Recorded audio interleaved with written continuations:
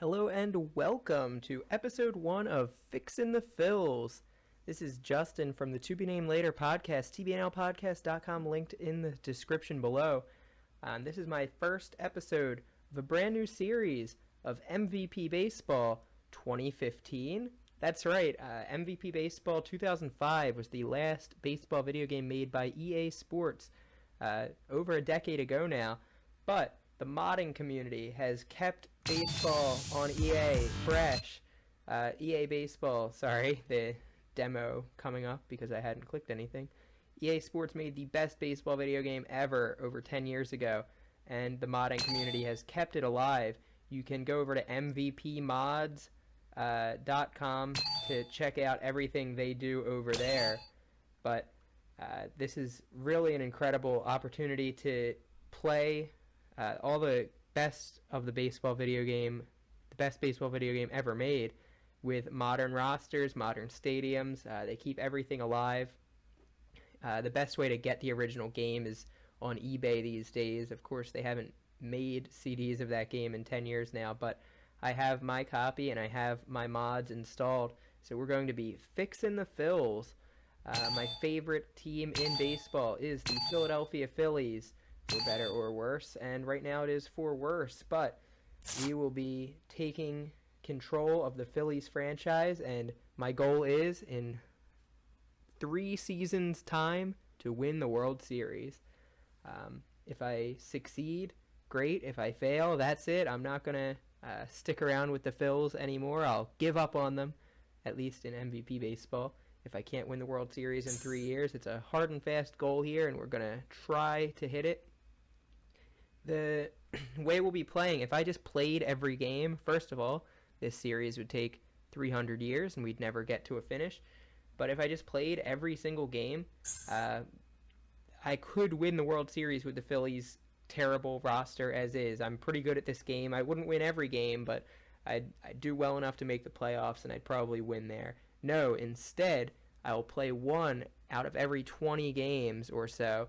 I'll try to sim 20 games at a time and play 1 just to give some content to the videos. I'll probably edit those bits down so it's more highlights of the games that I play. But more than anything, I'll just be controlling the roster, trying to develop players, more playing the Matt Klemtak role, new Phillies GM, than anything, trying to get this team ready to compete in the near future. There's a lot of budding stars on the team, but no one really that's a star today. A pretty weak roster in the present tense, but I'll be seeing if I can take the potential of the Phillies and turn them into a championship team. As you can see, I'm leaving pretty much everything on here as far as the season mode options go. I wanted to make sure there's not I'm not going to get fired mid-season because that would kind of ruin everything. No, it looks like I can't get fired from the Phillies, even though we will be bad. Yeah, ranked 30th, but of course our farm teams all in the top 10, the Iron Pigs AAA second, Clearwater Threshers, the single A team, ranked number 1, with the Phillies themselves very bottom of the league at 30. So let's start it off. First of all, I wanted to take a look at our roster, make sure everything's right here. Yeah, that's the 5-man rotation that the Phillies are going with, and that is the terrible bullpen they're going with. David Hernandez as the closer, Hinojosa and James Russell, who blew the opening day game a couple of days ago now. Man, can't wait to play with these guys. Let's see what our defensive alignment is. Batting order, they're all terrible hitters, so I'm not going to stress out too much about the batting order. Oh, Ryan Howard getting the everyday looks here. Oh no, he's in the platoon against Darren Ruff, of course. Cameron Rupp, our everyday catcher, with Ruiz as the backup. I actually support that move. Not that Cameron Rupp is anything special. As you can see, he can hit a little bit. He can probably only field a little bit. But Ruiz, the much older player. You might see some funny things when I look at player info. Like Cameron Rupp is 16 years old. Let's see some other funny ones here. Odubel Herrera is 13. And Ryan Howard is probably in his early 20s. Yeah, since this game was made in 2005, all of the players are aged down by like 11 years. So it shouldn't affect anything really because young players are still valuable. It's just redefining what young is. And I think the game will kind of auto, reduce guys' skills earlier on. So Ryan Howard will show the effects of aging at 25 years old, and Franco will be getting into his prime around, 17, 18 years old. So the weird ages won't affect anything, just a funny little artifact of the fact that this is a 11-year-old game. But anyway, it looks like my roster is how I like it to be. The only thing I don't really like, and this is just a thing the Phillies really did, is... Oh man, Andrew Bailey didn't even make the AAA squad here, did he? Where is he? Oh, there he is. Andrew Bailey. He looked pretty good in the spring training games he pitched in until the very end. He was a Rookie of the Year like 5 years ago now, but he was demoted to AAA, Lehigh Valley. I guess I'll leave him down there for now, but if the bullpen is as bad as I expect them to be and as bad as they are in real life, he might be getting the call up. Finally, I think players who are injured, like Aaron Altair here, will appear in the AAA squad. He'll probably appear strictly on the bench there since he's actually going to be injured for the foreseeable future. But and Cody Ashley also appearing on the AAA squad, though he is injured, not demoted. So those guys, Cody Ashley, I'll call up probably around the All-Star break. Aaron Altair, since we don't know how long he'll be out, though I hate to say it, I will leave him in the minors. J.P. Arancibia was the best catcher for the Phillies in spring training, so naturally he didn't make the team at a tender old age of 19. So he's like 30 in real life. I will probably call him up to maybe replace Ruiz. I'm going to start off by basically, since we're an old team trying to get young and get talented, I will edit my team trading block and I will start putting the likes of Carlos Ruiz, Ryan Howard, and that might actually be it for the trading block. Maybe I'll throw Andres Blanco in there. He's a talented utility infielder, but a bit old for this squad. He's useful on the bench for us, but he's not part of our long-term plans right now. I'll probably, around mid-season, call up the likes of J.P. Crawford, maybe some of the pitchers, someone like none of those pitchers. Maybe I'll go all the way down and call up maybe a Mark Appel or Zach Eflin, Jake Thompson too.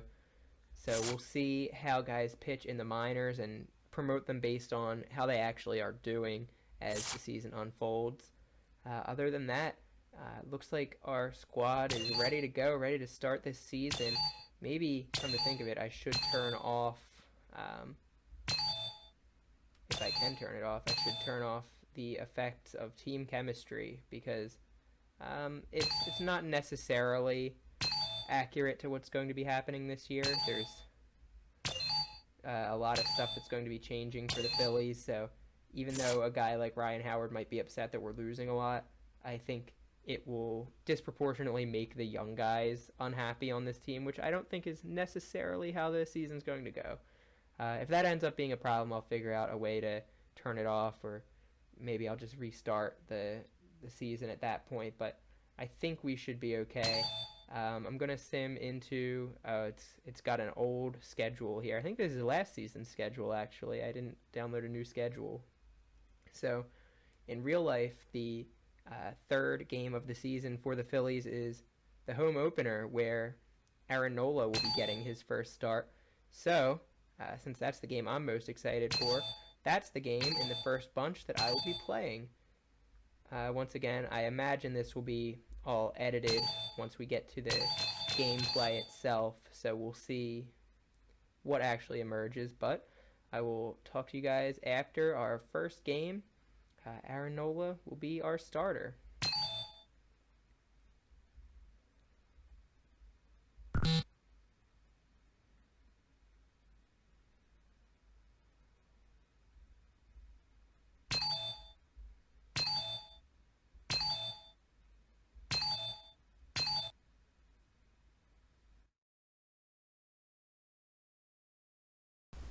Alright, so game audio, as you may have suspected from listening to the first half of this video, did not play well with my narration, so I had to re-record this audio post-production here because it was just a noisy mess. Also, some of the players have songs that I'm sure are copywritten, so I'm sure that would have caused problems as well. So, post-narration here, that XSplit watermark will disappear halfway through the video. I was trying to record in 60 FPS. My crappy laptop couldn't handle that, so I bumped it down to 30 and everything was a-okay after that. But let's get started here. It's Aaron Nola getting the start and gives up a leadoff single. The beginning of this game was a lot of me trying to remember how to play MVP baseball. I haven't played since last spring, so now that baseball season is back, I'm just trying to get my feet under me once again, and it caused some issues for Aaron Nola. Nothing devastating, but it wasn't all sunshine and rainbows in Nola's first start of the year. But right here, Cameron Rupp nailing the leadoff hitter. I think it was Mookie Betts there. Rupp nailing him, picking him off, trying to steal second. It was a high fastball, easy one for him to get the runner. And that's the first out of the inning for Nola, and the second one followed up with a great play by Maikel Franco. Now, after a couple of errors, the Red Sox have second and third with 2 outs. I kind of forgot the buttons. I tried to throw from center field to third base, and it was well over Franco's head. The runners took extra bases there, and Pablo Sandoval flies out to get me out of trouble in the first.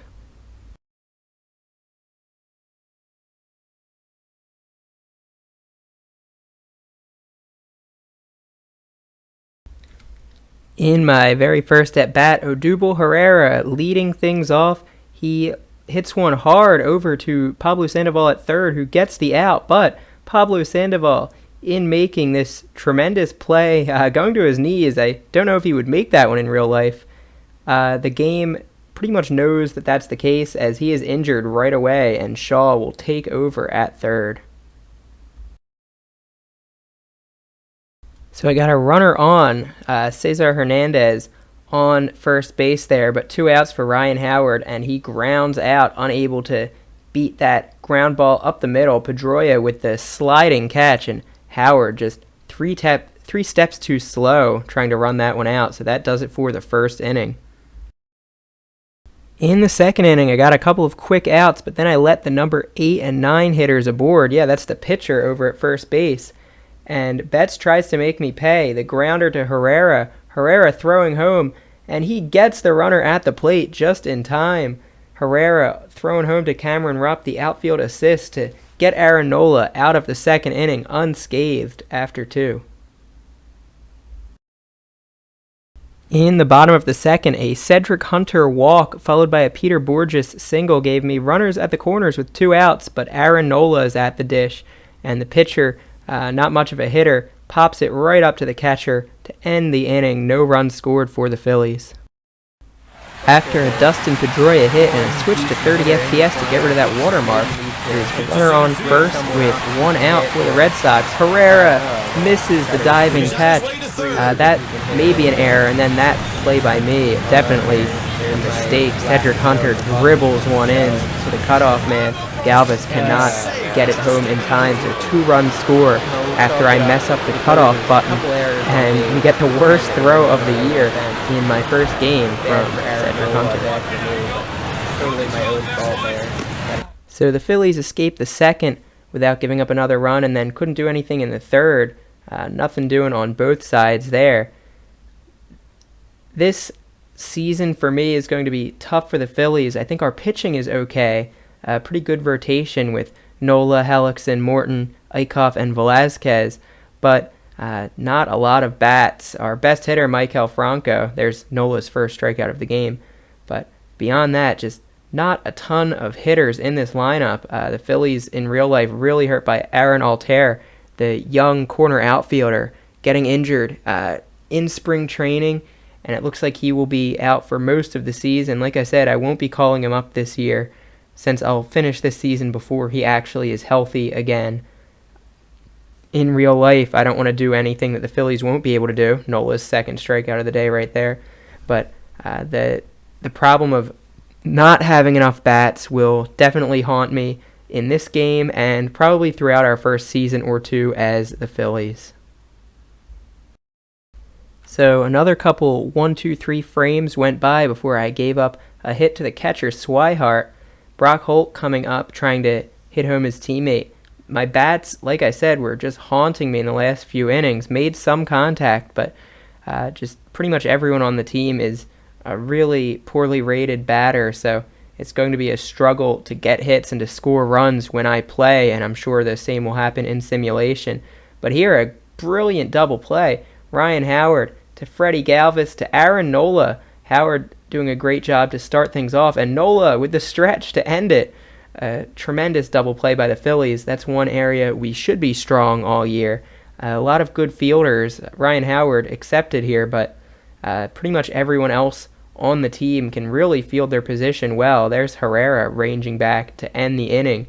So the sixth inning ends, top of the sixth ends, with the Red Sox up 2-0.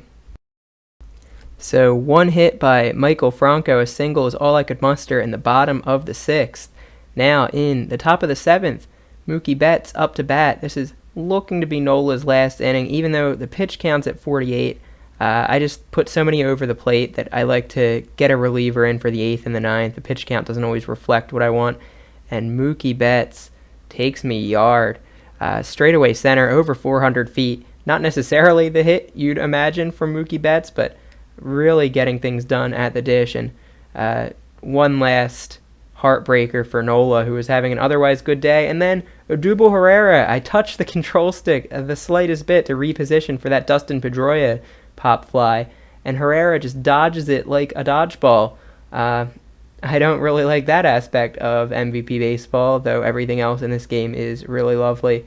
As soon as you touch the stick, the player gives up on trying to field their position. So at this point, after what is essentially a triple from Dustin Pedroia, I start warming up a reliever. It's picking the worst of bad options here, but I picked the lefty specialist Strumpf. I don't really know who's coming up in the lineup. I don't bother to look, but I figure everyone will be equally bad, so it doesn't much matter. And Aaron Nola continues to work here. I mean, like I said, only 51 pitches in, but it just feels a lot longer to say, 7 innings of work, because I swing at first pitches, I put strikes over the plate. I don't play as strategically as possible, but it at least makes games go a little bit quicker. Aaron Nola did pretty well on the day. I would say the runs given up, the home run is on him, so to speak, but the 2 runs earlier after my weird outfield assist error are on me. So a good day by Aaron Nola, ruined by my forgetting how to play the game. And just to end this little session, there's a ground out by Freddie Galvis. So in the bottom of the 7th, we had Andres Blanco bat for the pitcher Nola. Blanco stayed in the game to play shortstop over Freddie Galvis. Blanco can play just about anywhere on the infield, so he's useful to me that way, and he's a better hitter than Galvis. So down 3 runs, I figured it's worthwhile to take Galvis's slightly superior glove off the field to get the slightly better bat from Blanco. Strumpf coming in and striking out Hanley Ramirez to start things off. Not exactly what I suspected. I didn't think Strumpf would be any good at all, but first the strikeout, then induces the ground out right to Andres Blanco. They have their closer and setup man warming up against me, and they will just leave their starting pitcher in as well. Really scared of this Phillies lineup, and I'm not sure why. Cedric Hunter making up for his mistake earlier by robbing the foul ball to put away the side. Bryce Holt putting one where no one should have caught it, but Cedric Hunter able to catch up and get the out. Then a rough bottom of the 8th for me. Starts off promising as our leadoff hitter, Odubel Herrera, gets aboard. And this is just what I want. No outs, a man on. I look around, I decide, you know what, we might actually score some runs here. Let's get another pitcher warming up just in case. If it's a tie game, maybe Hinojosa can take over in the 9th, preserve the lead for a little while. But just as soon as I start planning things like that, it starts going wrong. First chasing a bad one with Cesar Hernandez there. Cesar Hernandez, not exactly the best bat in the lineup, but a pretty decent hitter for contact anyway. He'll probably be at second base all season for me this year. I'll maybe try to find someone younger, but not really any great second baseman in the Phillies farm system, so he might have this spot kind of on a year-to-year basis for the foreseeable future. He hits it up in the air there, and it's actually caught for the first out of the inning. I don't think Sandoval would have gotten that one, but the defensive substitution due to injury earlier helps out. So I swing at a pitch out because I'm the worst baseball player ever. Maikel Franco up with a speedy runner on first, so I'm excited. I take the extra half step, and it costs me. Odubel Herrera gets picked off because I took the extra step on my lead, thinking Franco could hit him home. And at this point, I'm a little thrown off my game. I just swung at a pitch out and then got my runner picked off. Yeah, we see Ryan Howard on deck, but it won't end up mattering. Maikel Franco just flies out to center here to end the eighth, and you can see my struggles on the offensive side continue. On the other side, though, I decide, since Strump did so well last inning, why not leave him in for the ninth? A ground ball over to Franco, and he makes up for his out. An incredible throw from foul territory against his body, and Ryan Howard, downright unrealistic, with the full stretch laying out to get the out, and still Kimbrel and Uhara both warming up, the lefty and the righty. Really all doors left open against this Phillies lineup. I guess the Red Sox are scared in interleague play. So Strump retires the side 1-2-3. Glad to see he's a pretty effective relief pitcher. All he can really throw is the fastball, but it got the job done. They left their starter in. He batted third in the last inning. I guess it was wait and see, but with 2 outs and your 9th spot up, why not just leave the starter in? He's only thrown 53 pitches. That's a lot due to the fact that I'm really bad swinging at first pitches, not trying to draw walks, and I guess it's realistic when you're playing as Ryan Howard, but for the rest of the squad, I really should be trying to wait for pitches a bit more. It's an old habit. I've been playing this game since I was a little kid, and I never liked walking back then, but now I think it's maybe just what this lineup needs. And of course, Brock Holt, laying it in right now, just going for that sweet sliding catch to help put away the last chance I had in this game. Totally unnecessary, but makes it hurt a little bit more in Philadelphia. One thing that was pretty funny right around now, so the pitcher is Kelly. I'm not even sure who this guy is, what his first name is, but they have like auto crowd noises, and there's just kind of a generic thing that's supposed to sound like they're chanting some name, but it sounded a lot like they were chanting Kelly when Ryan Howard was at bat, which is pretty hilarious and slightly believable that the Phillies fans would have turned so much on Howard that they would be chanting the name of the opposing pitcher. I hope it doesn't happen this year. It's Ryan Howard's last season. His contract runs out this year. The Phillies will probably try to trade him at the deadline to be some American League team's designated hitter. I don't know if he will end up leaving or not, but he really deserves better. He put in a bunch of great years for this team. Really helped so much in those playoff years, was the best bat in the lineup. There's 1-2-3, so we lose. Kelly goes the distance. Nola gives up just the 3 runs. 2 of them were my fault. 1 was his, so to speak. We gave up 12 hits on the day. We only mustered 6 hits and no runs, so a really rough day for the Phils offense, even with some pretty darn good pitching performances. And that's about what I expect in real life. I think that's true to what the simulations should bear out, so I can't be too disappointed that that's how my day went when actually playing.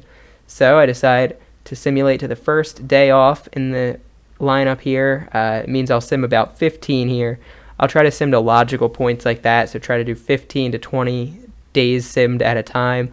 I won't be too precise about it. Basically just hoping not to get any injuries in the simulation period, and no one was injured. And I noticed we won a lot of games here, 8-5, but look at how big those wins are, scoring 6, 7, 9 runs. And the pitching about what we expected, not giving up too many runs in wins or losses there.